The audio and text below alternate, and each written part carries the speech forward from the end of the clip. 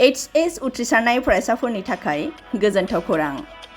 BA सेथि सेमिस्टारनि थाखाय बेसेन नाङाजासे मुं थिसननाया गबिन्द बसुमतारी कलेज जारागुरियाव सोलिगासिनो।